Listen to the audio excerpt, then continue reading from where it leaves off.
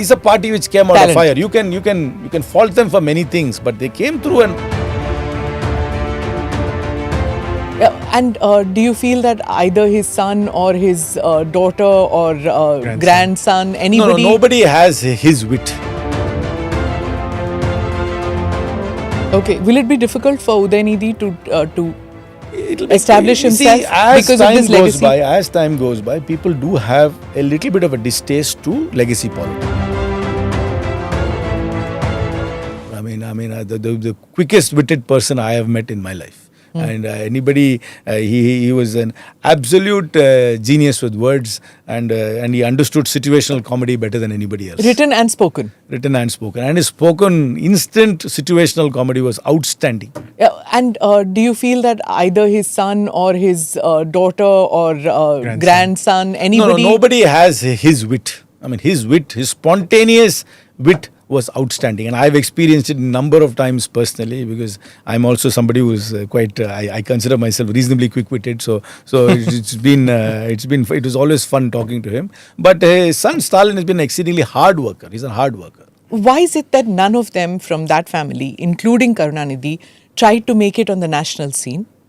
See, I think Karunanidhi very cleverly always said that he knew his limitations. I think, I always talk about Gavaskar. He's somebody who I also idealize as a cricketer. He knew his limitations. Gavaskar did not play all the shots, but he still scored 10,000 runs. Yeah, short strokes. He did not. Yeah, but the front. Okay. Yeah, but he didn't hook too often. He knew in the bouncer was there, he ducked.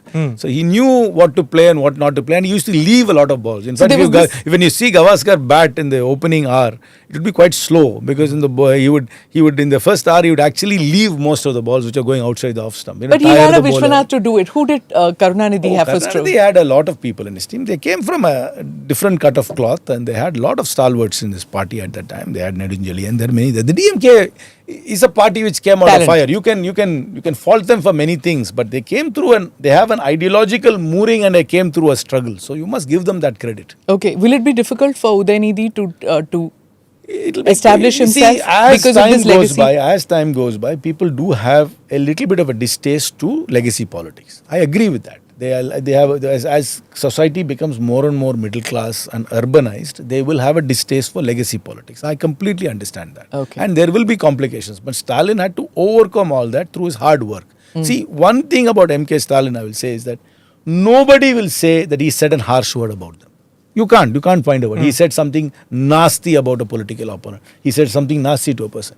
He's been a big consensus builder. He doesn't have his father's oratory skills. He doesn't have his father's instantaneous wit. But he compensated that by sheer grit of hard work and being patient, and by keeping everybody together. Today in Tamil Nadu, people will say a lot of things about DMK. This person said that, this person said this. But you will never ever be able to point a finger and say, Stalin said something distasteful. And that has been his biggest strength. And he's been able to keep not only his party, but also the coalition together through his attitude. And I think that's a remarkable strength he has.